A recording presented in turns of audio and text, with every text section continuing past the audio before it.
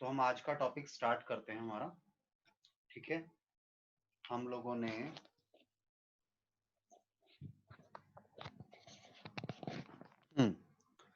वो माइक नहीं लगाया हुआ था, शायद ऑडियो नहीं आ रहा होगा। अब तो ऑडियो आ रहा है ना मेरा? एक बार बता दीजिएगा अगर ऑडियो इश्यू हो कोई तो।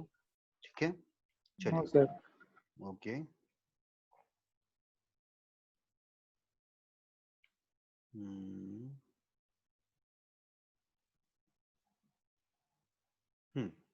तो आज हम लोगों ने नया चैप्टर स्टार्ट करना था। अच्छा, लास्ट चैप्टर हमने जो कंप्लीट किया अभी हमारा, उसके नोट्स कंप्लीट मुझे बच्चों के आए नहीं है। तो ध्यान रखना, जो बच्चे रेगुलर होमवर्क नहीं भेज रहे हैं, मैं प्रैक्टिकल मार्क्स नहीं देने वाला। मुझे पता ही नहीं लगेगा आप क्या कर रहे हैं। जो मैंने बोला है भेज कर नहीं पता लगेगा तो कैसे होगा? ठीक है, तो प्रॉब्लम क्रिएट होंगी। Keep sending your work regularly. ठीक है, आइए चलें तो अपने नए चैप्टर पर। हमें बिजनेस स्टडीज में आज नया चैप्टर स्टार्ट करना है और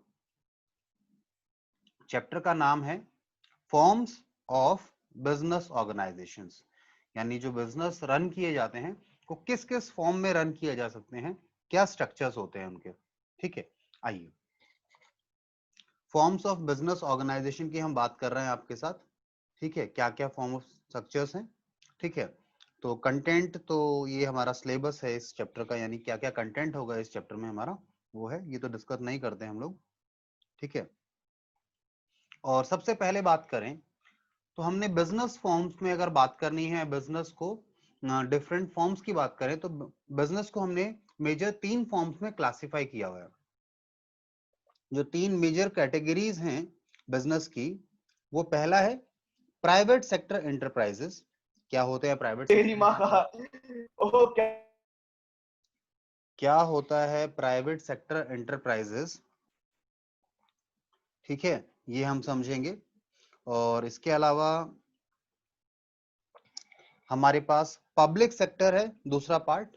तो पब्लिक सेक्टर क्या है वो भी हमें समझना है आपके साथ, आगे हम डिटेल में इसे डिस्कस करेंगे। इनके भी फर्दर सब क्लासिफिकेशंस हैं। ठीक है, और तीसरा है जॉइंट सेक्टर। तो आइए सबसे पहले यही समझे कि प्राइवेट सेक्टर, पब्लिक सेक्टर और जॉइंट सेक्टर होता क्या है। आई होप आप लोगों को जो कंटेंट है वो दिख रहा होगा साफ। ठीक है, चलिए तो सबसे पहले समझे प्राइवेट सेक्टर क्या है। देखिए, प्राइवेट सेक्टर का मतलब है अ बिजनेस एंटरप्राइज या एक business unit owned, controlled and managed by private individuals। ठीक है, तो एक ऐसा बिजनेस जिसको ऑन यानी उसके ऑनर कौन है, ऑन मतलब ऑनर कौन है उसका, प्राइवेट इंडिविजुअल है। उसे कंट्रोल कौन करता है? ठीक है, उस पर नियंत्रण किसका है? प्राइवेट पर्संस का है, प्राइवेट इंडिविजुअल्स का है। ठीक है, ऑनर भी प्राइवेट इंडिविजुअल ही है। ठीक है, एंड मैनेज, उसको चलाता कौन है? कंट्रोल किसी के पास हो सकता है, मैनेज कोई और कर सकता है। ठीक है, बट सारे के सारे काम यहां पर कौन कर रहा है? एक प्राइवेट इंडिविजुअल। एक भी हो सकता है, एक से ज्यादा भी हो सकते हैं, वो हम आगे आएंगे जब इसके फर्दर क्लासिफिकेशन में आएंगे, वहां हम बात करेंगे। तो आई होप आप लोगों को ये समझ में आया होगा। जैसे एग्जांपल ले सकते हैं। ठीक है, आपके आसपास कोई शॉप हो, गवर्नमेंट तो नहीं चलाती उसको, किसी व्यक्ति ने वो शॉप खोल रखी है, वो शोरूम खोल रखा है, तो वो क्या हो गया? वो प्राइवेट बिजनेस हो गया, प्राइवेट सेक्टर का बिजनेस हो गया। ठीक है, इन्होंने बड़े नाम दे रखे हैं यहाँ पे एग्जांपल में, जैसे Reliance India limited, Tata company, Birla company, Wipro etcetera. ये तो बड़ी कंपनियां हैं, बट ये भी प्राइवेट सेक्टर में ही आती हैं। ये गवर्नमेंट नहीं चला रही है, इन्हें प्राइवेटली लोग चलाते हैं। ठीक है, कैसे रन किया जाता है ये सारे डिस्कशन होंगी इस चैप्टर में, बट यहाँ पर प्राइवेट सेक्टर का मीनिंग आपको मैंने बताया। उसके बाद हम चलेंगे नेक्स्ट हमारे पास, और इस स्लाइड में थोड़ी सी प्रॉब्लम है, मैं तो स्लाइड चेंज कर देता हूं आपके लिए। इस स्लाइड में थोड़ा सा इशू था। ये लीजिए, मैंने आपको एक और स्लाइड दी है, इसमें दूसरा पेज है एक्चुअल में। उस पेज में थोड़ी सी समस्या थी हमारे साथ।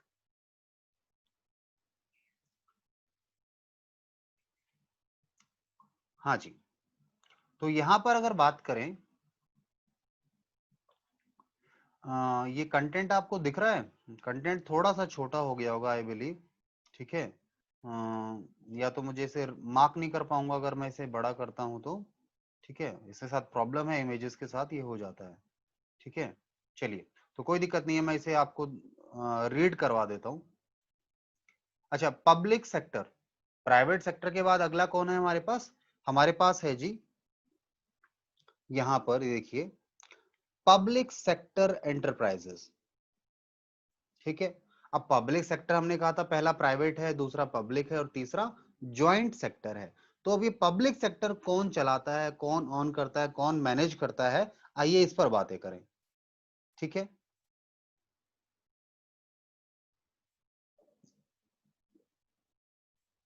हाँ जी,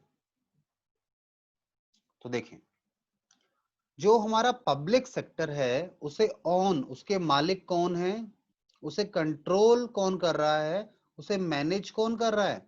उसे मैनेज कर रही है सेंट्रल गवर्नमेंट या फिर स्टेट गवर्नमेंट।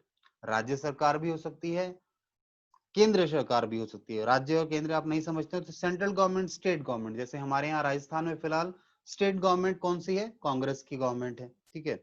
सेंटर में बीजेपी है, ठीक है, वो मतलब समझ गए ना, सेंटर और स्टेट से मैं समझाना चाह रहा था बस केवल, अदरवाइज पार्टीज का नाम लेने की जरूरत तो है नहीं, ठीक है। चलिए, so these are known as, तो जिसे गवर्नमेंट रन करती है, मैनेज कर रही है, कंट्रोल कर रही है, जिस पर मालिकाना हक, ऑनरशिप भी किसके पास है?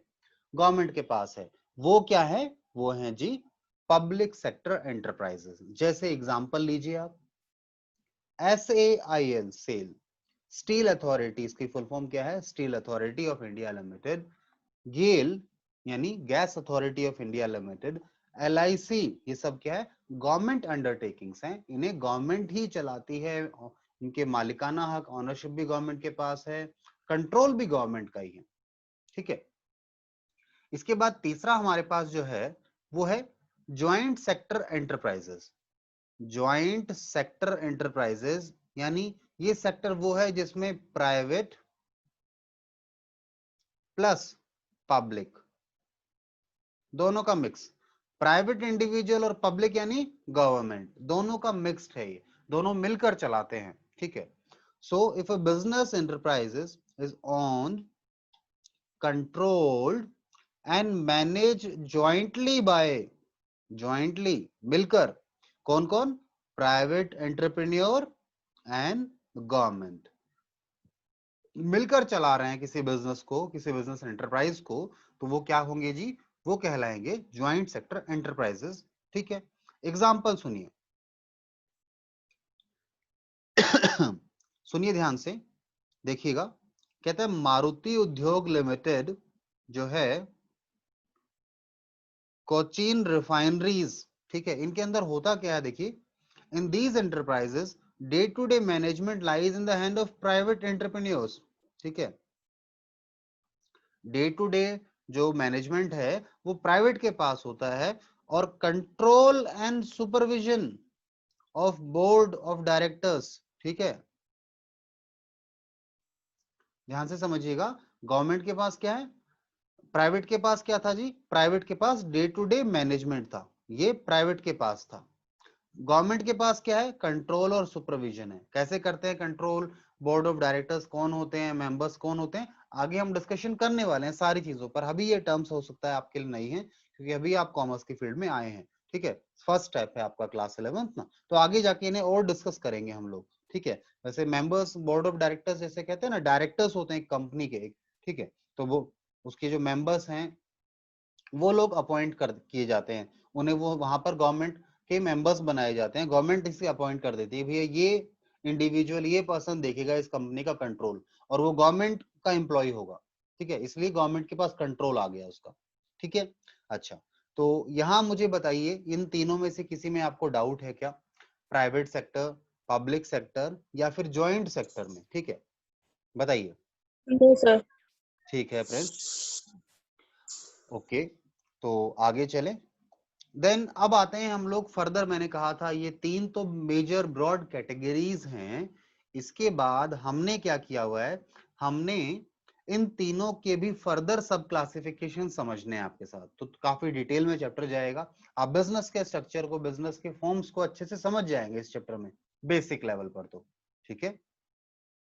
Then forms of private sector enterprises, यानी प्राइवेट सेक्टर में किस किस टाइप के फॉर्म ऑफ बिजनेस हो सकते हैं वो हम समझेंगे। आइए जी देखिए मेरे साथ, 1 मिनट दीजिएगा बस, मैं क्लियर कर दूं ऊपर का सारा ना ड्राइंग्स को। हाँ,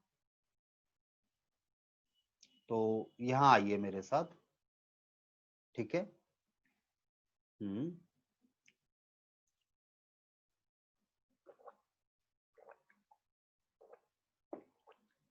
हाँ जी, तो जो प्राइवेट सेक्टर है उसके अंदर following form of business run किए जा सकते हैं। इस टाइप के बिजनेस के फॉर्म्स हो सकते हैं, ठीक है, टाइप्स हो सकते हैं, आप कह सकते हैं।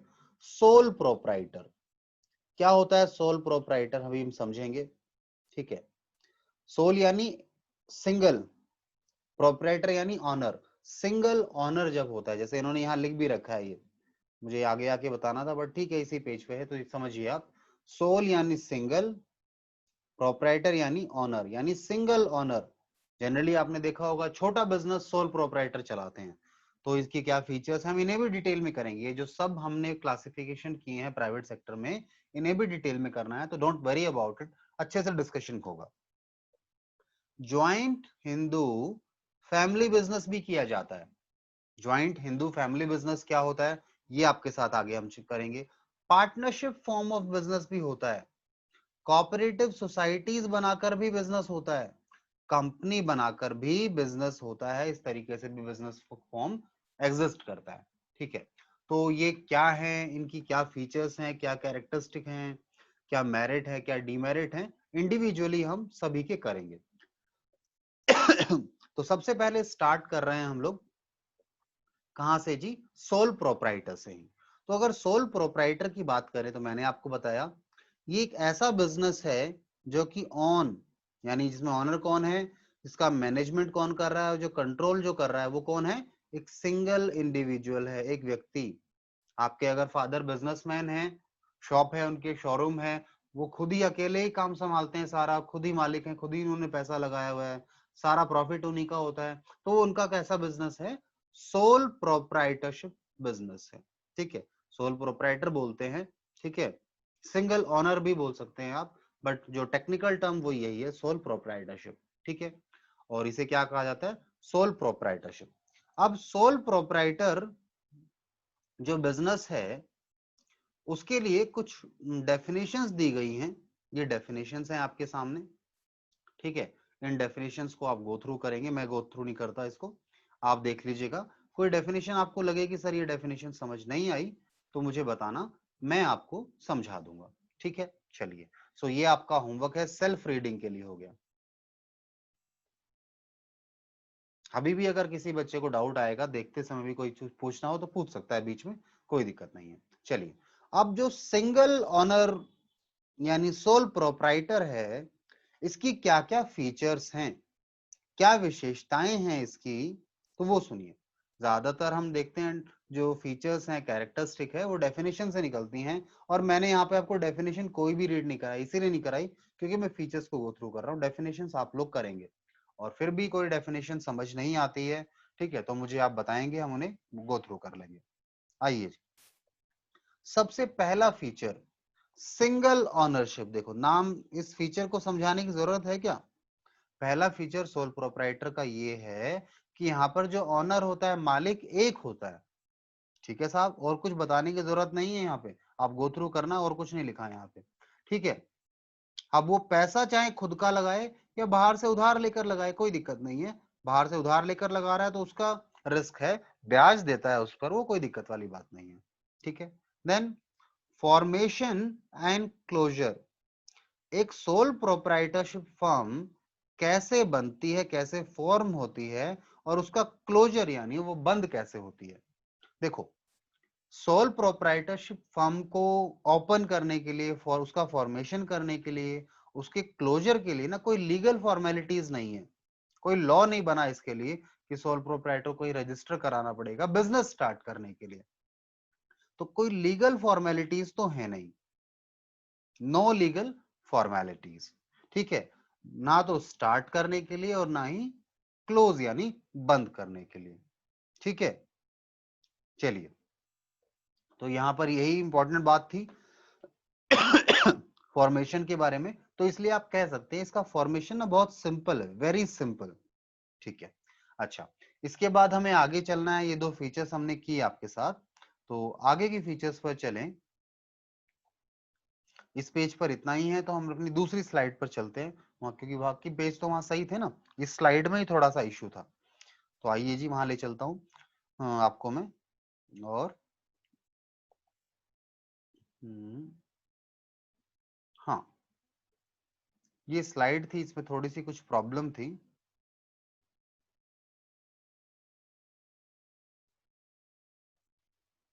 हाँ, आगे चलो जी। हमारी अगली फीचर है सोल प्रोप्राइटरशिप की, और वो क्या है? Unlimited liability. ये क्या होता है सर? अनलिमिटेड लायबिलिटी का मतलब आपको समझ में आएगा अगर आपको मैं एक दूसरा वर्ड समझाऊं जिसका नाम है लिमिटेड। Limited liability. लायबिलिटी यानी आप समझते हैं, आप कॉमर्स में आ चुके हैं, अकाउंट्स हम पढ़ रहे हैं। लायबिलिटी यानी देनदारी, आपको लोगों को देना पड़ेगा। आपने किसी से उधार लिया है कुछ, तो वो आपकी लायबिलिटी है।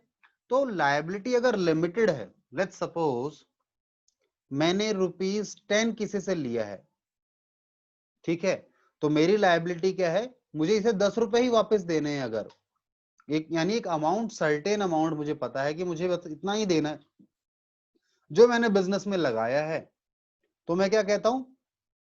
मेरी लायबिलिटी कैसी है? लिमिटेड है। ठीक है, वहीं दूसरी बात मैं अगर आपसे करूं कि मैंने बिजनेस में ₹10 लगाए हैं, इन्वेस्ट कितना किया है? इसे आप ऐसा समझ सकते हैं, जो आपने लगाया है अगर वही डूबे, उतना ही डूबे, उसकी लिमिट आ जाए कि उतना ही डूबेगा, तो आप क्या कहते हैं? लिमिटेड है आपकी लायबिलिटी। एक पता तो इससे ज्यादा नहीं नुकसान होगा आपका। पर जो सोल प्रोप्राइटर है, उसकी लायबिलिटी लिमिटेड नहीं होती। उसने अगर बिजनेस में ₹10 लगा रखे हैं, तो आप ये नहीं कहेंगे कि बस ₹10 डूबेंगे, नहीं। उसको, उसकी लायबिलिटी की कोई सीमा नहीं है, अनलिमिटेड है वो। उसकी लायबिलिटी ₹10 से ज्यादा जा सकती है। ₹10 तो लगा के बिजनेस स्टार्ट नहीं होता आज के समय, बस एग्जांपल के लिए मैंने बताया। ठीक है, तो यहाँ पर लायबिलिटी क्या है? अनलिमिटेड है। जो उसने लगाया है वो तो डूब सकता ही है, साथ साथ अगर बड़ा नुकसान हो गया किसी का, ठीक है, बिजनेस में नुकसान हो गया, तो उसको घर से पैसे लेके आने पड़ जाएंगे, और जो लगाया वो तो डूब जाए, कोई दिक्कत नहीं। वो तो लिमिटेड थी, लिमिट थी उसकी, तो कि मैंने जो बिजनेस में इन्वेस्ट किया वो डूब गया। आप संतुष्ट हो सकते हैं, आप अपने आप को दिलासा दे सकते हैं कि साहब चलिए, हमने जो लगाया था डूब गया। बट बिजनेस में जो लगाया था वो तो डूब ही गया, उसके साथ इन एडिशन जो आपने, आपको घर से भी कुछ और लाकर देना पड़ेगा, इसलिए क्योंकि अनलिमिटेड लायबिलिटी होती है यहाँ पर। ठीक है, अब सुनिएगा यहाँ इन्होंने क्या लिखा है। कहता है सोल प्रोप्राइटर के फर्म जो होती है, बिजनेस जो होता है, उसके अंदर जो प्रोप्राइटर यानी जो ऑनर है, is personally liable for all the debts of the business. Business के ऊपर अगर कोई भी कर्जा हो जाता है तो वो पर्सनली लायबल है, पर्सनली। ठीक है, यानी अगर बिजनेस में लॉसेस हो गए हैं और बिजनेस के पास एसेट्स नहीं बचे उस नुकसान की भरपाई के लिए, हमने सोचा चलो बिजनेस का सामान बेच के पैसा दे देंगे, नहीं, उससे भी अगर पूरा नहीं पड़ा, तो क्या होगा? उसे अपनी पर्सनल प्रॉपर्टी को बेचना पड़ेगा और उस लायबिलिटी को पे ऑफ करना पड़ेगा।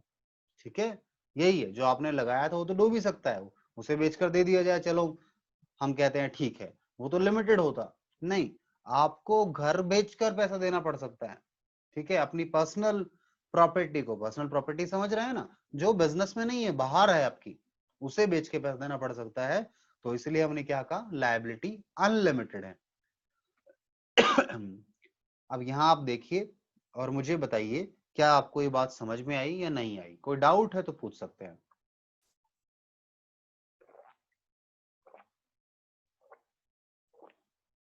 बताइए जी। सर दोबारा बता दो एक बार।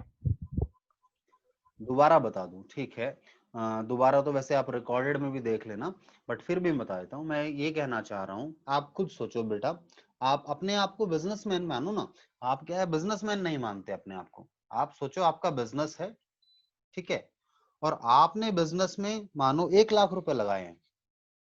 अब कल को अगर बिजनेस में नुकसान हो जाता है और आपका वो 1 लाख रुपए डूब गया, लॉस हो गया, तो आप क्या कहते हैं, ठीक है जी 1 लाख रुपए का नुकसान हो गया, कोई दिक्कत नहीं, आप झेलने को तैयार हैं इसको, ठीक है। आपने क्या कहा, चलो ठीक है, चलो घर चलते हैं जी, 1 लाख रुपए डूब गए जो लगाया था बिजनेस में। तो वहां तक तो हम क्या कहेंगे, हमारी लायबिलिटी लिमिटेड थी, जो लगाया था वो डूब जाए तो लायबिलिटी क्या है, लिमिटेड है।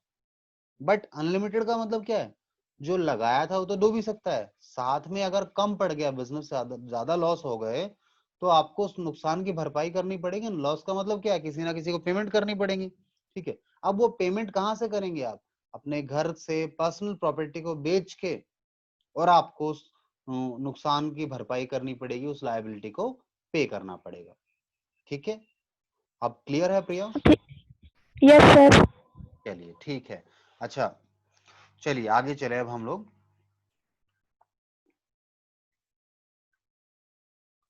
चलिए,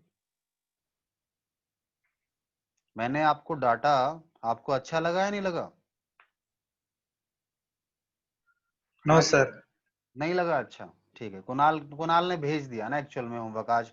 कुणाल ने शायद अकाउंट्स का भेजा हुआ था, मैंने अभी देखा था, ठीक है। मैं रिप्लाई नहीं कर पाया, क्लास के लिए कुछ काम कर रहा था मैं, ठीक है।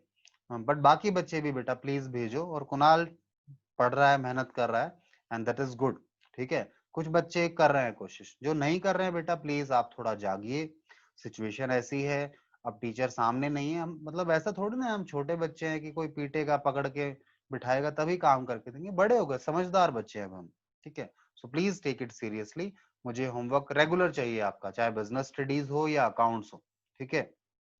तो ध्यान रहे। अच्छा, आगे चले हम लोग अब, और नेक्स्ट हमारी जो फीचर है या कैरेक्टरिस्टिक या नेचर कह लो आप, वो ये है सोल प्रोप्राइटर का, कि individual risk bearing and profit recipient. आप बताओ, ऐसा बिजनेस में जिसमें एक ही मालिक है, उसमें सारा रिस्क कौन उठाता है?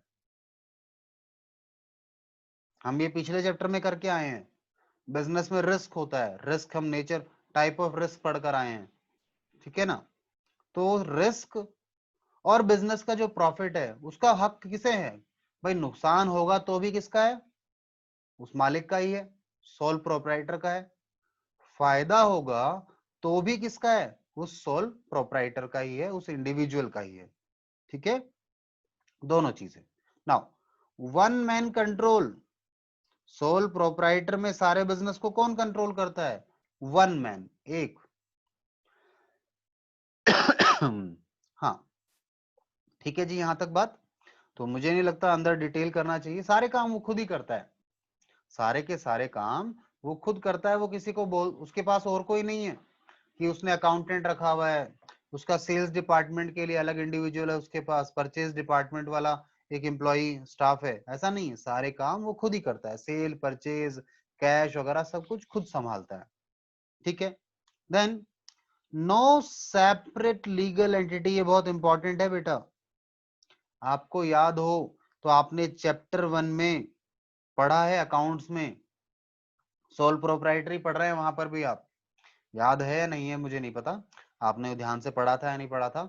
हमने कहा था अकाउंट्स में कि अकाउंटिंग करने के पर्पस से तो मालिक और उसका बिजनेस अलग अलग हैं, बट कानून की नजरों में, from the view point, legal view point of view, business and the owner are same. मालिक और उसका व्यापार एक ही है, बिजनेस को कोई नहीं जानता, सब मालिक को जानते हैं, ठीक है। इसलिए जो बिजनेस है उसका खुद का कोई अपना अस्तित्व नहीं है, लॉ उसे मानता ही नहीं है, ठीक है। बिजनेस में नुकसान होगा तो भरपाई कौन करेगा? मालिक। क्यों करेगा जी? बिजनेस क्यों नहीं कर रहा? इसलिए नहीं कर रहा क्योंकि लॉ की आईज में, लॉ की नजरों में बिजनेस का एग्जिस्टेंस नहीं है। सोल प्रोप्राइटर में बात कर रहा हूं, आगे आएंगे ऐसे बिजनेस जिनमें मालिक को और बिजनेस को अलग अलग माना जाता है।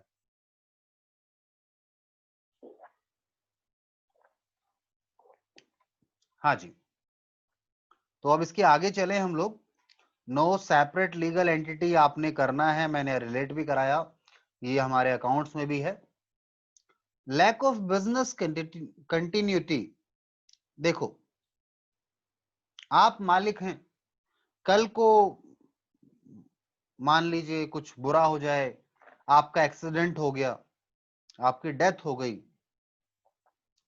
तो आपकी डेथ के बाद इसे कौन संभालेगा? कोई नहीं संभालेगा। आप कहेंगे बच्चे संभालेंगे, भाई बच्चों के पता नहीं संभाले, उनके पास वो संभाल पाए नहीं संभाल पाए, छोटे हैं, मतलब जो भी है, इन केस इन जनरल तो उसके बाद वो बिजनेस खत्म हो जाता है। श्योरिटी नहीं, 100% नहीं है। कई कहते हैं नहीं सर बच्चे संभाल लेते हैं, वो 100% नहीं कहते, बहुत केसेस में नहीं संभालते। ठीक है, चलिए, तो lack of business continuity, business continue करेगा या नहीं करेगा उसकी डेथ के बाद, ये श्योर नहीं है। ठीक है, स्मॉल साइज, अब आपको पता है अकेला इंडिविजुअल बिजनेस चला रहा है तो बेचारा कितना भी मेहनत कर ले, कितना भी कोशिश कर ले, बड़े लेवल पर तो बिजनेस काम नहीं कर सकता ना। बड़े लेवल पर ज्यादा पैसा चाहिए, उसके पास तो इतने पैसे नहीं होंगे। ठीक है, मैनेजरियल स्किल्स चाहिए जो अकेले उसके पास होनी पॉसिबल्स नहीं है। ठीक है, तो इसलिए ये स्मॉल साइज पर चलाया जाता है। बड़े लेवल पर जब जाते हैं हम लोग तो हम कहते हैं नहीं, सोल प्रोप्राइटर नहीं, कुछ और फॉर्म ऑफ बिजनेस हम करेंगे, और वही सभी फॉर्म ऑफ बिजनेस हम आपके साथ डिस्कस कर रहे हैं इस चैप्टर में। अच्छा, उसके बाद नेक्स्ट हम स्टार्ट करेंगे। ये तो एक चार्ट है, इन्हीं फीचर्स को जो हमने डिस्कस किए हैं आपके साथ, उन्हीं को चार्ट में बनाकर इन्होंने दिखाया है। देन आइए मेरिट या फिर एडवांटेजेस पर, कि सोल प्रोप्राइटरशिप फर्म के बिजनेस के क्या एडवांटेजेस हैं, वन बाय वन। सबसे पहला, क्विक डिसीजन। भाई आप ही तो मालिक हैं, सब कुछ आपके हाथ में, कोई भी फैसला लेना है बहुत जल्दी ले सकते हैं, क्या करना है नहीं करना किसी से पूछना थोड़ी ना है, किसी की सलाह नहीं लेनी। सलाह तो चलो ले लो, आप पूछना तो नहीं है ना किसी से कि मैं ऐसा कर लूं या नहीं करूं, आपकी आज्ञा हो तो, काइंड ऑफ सिचुएशन यहाँ नहीं है। ठीक है, तो बहुत जल्दी वो क्विकली डिसीजन ले सकता है, एक एडवांटेज है ये। भाई बिजनेस में टाइमली डिसीजन लेना बहुत इंपॉर्टेंट है। ठीक है, तो यहाँ एक एडवांटेज आया कि ये क्विक डिसीजन ले सकता है।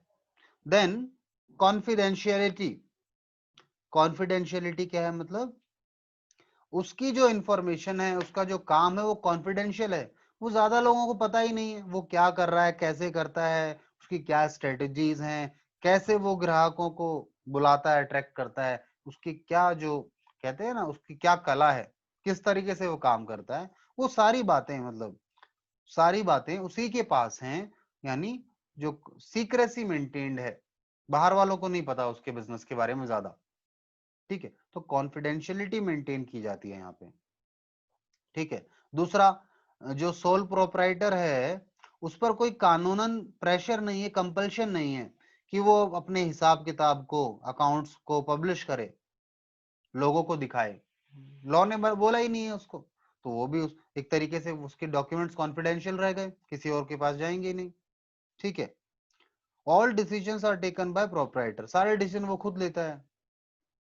सो इसलिए उसके लिए सीक्रेसी मेंटेन करना बहुत इजी हो जाता है, और इसी के कारण उसको एक कॉम्पिटिटिव स्ट्रेंथ मिलती है। आपने देखा होगा बड़े बड़े बिजनेस में सीक्रेट्स लीक हो जाते हैं, जिसके कारण बिजनेस को भारी नुकसान होता है, यहाँ वो चांसेस नहीं है। ठीक है, then we will move next, and the next is direct incentive, सीधे सीधे इंसेंटिव है।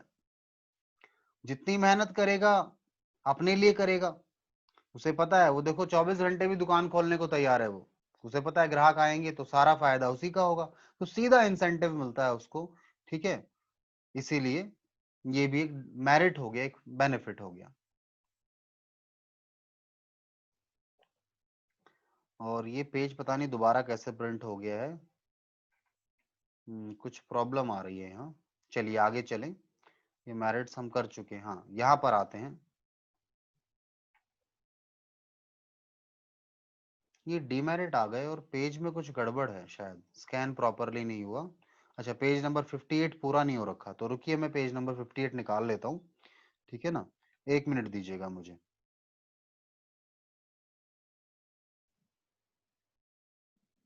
हाँ जी, ओहो ये इशू है। पेज नंबर 58 आप अपनी बुक में देखिए, मैं आगे के पॉइंट आपको वहां से रीड करा देता हूँ। यहाँ पर ना पूरे पॉइंट है नहीं, इस पेज में ही शायद कुछ इश्यू था। ठीक है, तो आइए मेरे साथ आप, मैं यहाँ से रीड करा देता हूँ बाकी मेरिट्स जो हैं, और मेरिट जो भी हैं इसके।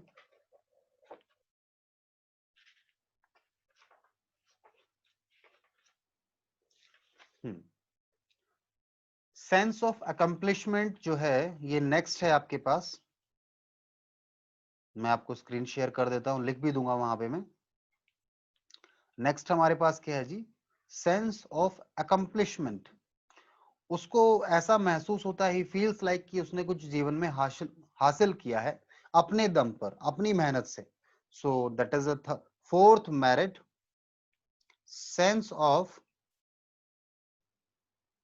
अकम्प्लिशमेंट।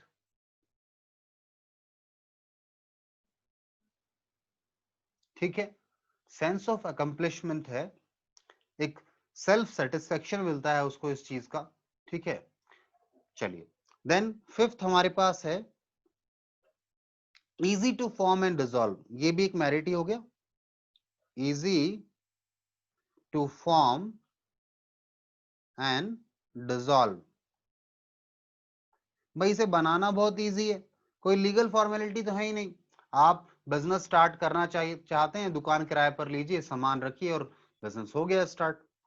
बंद करना भी बड़ा इजी है, सारा सामान बेचो, किराया जो बकाया है चुकाओ, और जो आपने किसी का पैसा देना है वो दे दो, और शटर बंद करो और अपने घर जाओ। डिसॉल्व यानी क्लोजर भी इजी है। तो ये दोनों क्या हो गई, ये हमारे पास इसकी मेरिट्स हो गए इसके, सोल प्रोप्राइटर के। देन हम बात करें डीमेरिट्स की। डीमेरिट्स क्या क्या हैं? डीमेरिट में सबसे पहला नुकसान क्या क्या है, डिसएडवांटेज क्या है? पहला, लिमिटेड रिसोर्सेज। लिमिटेड रिसोर्सेज हैं, जो रिसोर्सेज हैं, जो साधन हैं, यानी उसके पास फंड्स जो हैं वो लिमिटेड हैं। पैसा जो है ना भाई, देखो इंडिविजुअल के पास पैसा लिमिटेड है, एक उसकी एक लिमिट है, एक सीमा है। हो सकता है उसके पास 1 करोड़ रुपए है, 2 करोड़ है, 3 करोड़ है, कहीं ना कहीं जाकर तो रुक जाता है ना। वो चाहे और एक्सपेंड करना तो वो नहीं कर सकता, एक लेवल पर आकर उसकी जो उसके फंड्स हैं, उसके रिसोर्सेज हैं, उनमें आप कहेंगे उससे ज्यादा नहीं है उसके पास। ठीक है, वो अगर अपने बिजनेस को लार्ज स्केल पर बढ़ाना चाहे तो कहता है साहब मेरे पास जो था मैंने सब लगा दिया, तो एक लिमिटेशन आ गई। Then limited life of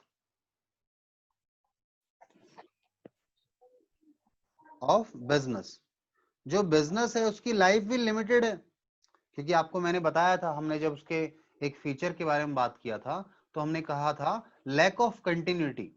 business की लाइफ कितनी होगी, ठीक है ना, मतलब कंटिन्यूटी नहीं होगी, ज्यादा लंबा नहीं चलेगा वो। ठीक है, तो लाइफ जो है उसकी लिमिटेड है, जब तक वो जिंदा है, उसकी डेथ नहीं हो जाती तो बिजनेस चल रहा है। ठीक है, अदरवाइज वो बिजनेस बंद हो जाएगा। तो लाइफ क्या हो गई, लिमिटेड हो गई। इसके बाद है नेक्स्ट पॉइंट हमारे पास, और नेक्स्ट हम देखें, एक मिनट दीजिएगा बस। हाँ, नेक्स्ट हमारे पास जो है, हाँ थर्ड डीमेरिट। थर्ड डीमेरिट क्या है, अनलिमिटेड लायबिलिटी। ये हमने कहा, ये भी फीचर थी, हमने कहा था, समझा तो दिया, पर नुकसान है ना कि घर से पैसा लाकर नुकसान की भरपाई करनी पड़ेगी, लोगों को पैसा देना पड़ेगा, तो एक डीमेरिट हुआ, नुकसान हुआ बिजनेस के लिए। देन लिमिटेड मैनेजेरियल स्किल भी हमने आपको बताया था कि सोल प्रोप्राइटर जो इंडिविजुअल है उसे सब ऐसा तो नहीं है सब कुछ आता, वो हर चीज में तो एक्सपर्ट नहीं हो सकता, उसकी भी कुछ लिमिटेशंस हैं। उसके में हो सकता है वो सेल्स बहुत अच्छी करता है, सेल्स में काफी एक्सपर्ट है, बट मैनेजमेंट में उसको इतना नॉलेज नहीं है, तो जो उसकी मैनेजेरियल स्किल्स हैं उनकी एक लिमिट है, ठीक है। तो यही हमने यहाँ पर देखा लिखा हुआ है कि जो भी एक्टिविटीज है बिजनेस में, all activities are performed by single individual and he can not be expert in all the fields. हर जगह हर फील्ड में तो एक्सपर्ट नहीं हो सकता। जैसे हो सकता है वो अच्छा सेल्स पर्सन है, सामान बेचने, ग्राहक को बहुत जल्दी सामान बेच देता है, उसे कन्विंस कर लेता है कस्टमर को, बट ये तो जरूरी नहीं है कि अच्छा मैनेजर भी हो वो। तो जो स्किल्स हैं तो उसके लिए एक लिमिटेशन है। बड़े बिजनेस में ऐसा ये लिमिटेशन क्यों नहीं आती? क्योंकि बड़ा बिजनेस क्या करता है, वहां ज्यादा लोग होते हैं, वहां जो सेल्स पर्सन होता है वो सेल्स में एक्सपर्ट होता है, जो मैनेजमेंट में एक्सपर्ट होता है उसे मैनेजमेंट के लिए रखा जाता है, तो वहां ये प्रॉब्लम नहीं आती।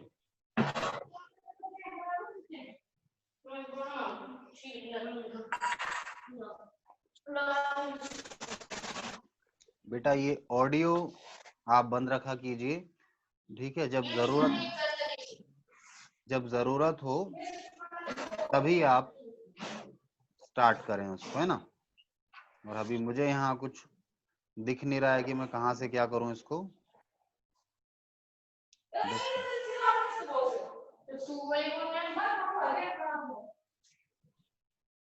हाँ ठीक है, ये मनीषा है कोई, है ना बेटा, ध्यान रखिए आप। चलिए जी आगे चलें। तो ये हमने आपके साथ क्या किए जी, डीमेरिट्स कर लिए, डिसएडवांटेजेस कर लिए, किसके? सोल प्रोप्राइटर के। इसके साथ आप यहाँ पर हमने सोल प्रोप्राइटर को खत्म कर लिया। नेक्स्ट क्लास में अगला टॉपिक स्टार्ट करेंगे। सोल प्रोप्राइटर के बाद जो ज्वाइंट हिंदू फैमिली है, ठीक है, एचयूएफ जिसे बोल देते हैं हम लोग, उसके बारे में डिस्कशन करेंगे। ये कंक्लूजन है, आप इसे देखिएगा। ये आपकी सेल्फ स्टडी है, ये आपका जो केस स्टडी है, ये भी आपका होमवर्क है, ठीक है। ये आप करेंगे और नोट्स टाइमली प्रिपेयर करते रहो, साथ साथ बाद में प्रॉब्लम नहीं आनी चाहिए, ठीक है जी। चलिए तो आज के लिए सेशन बंद करते हैं हम लोग, नेक्स्ट क्लास में स्टार्ट करेंगे अगला टॉपिक।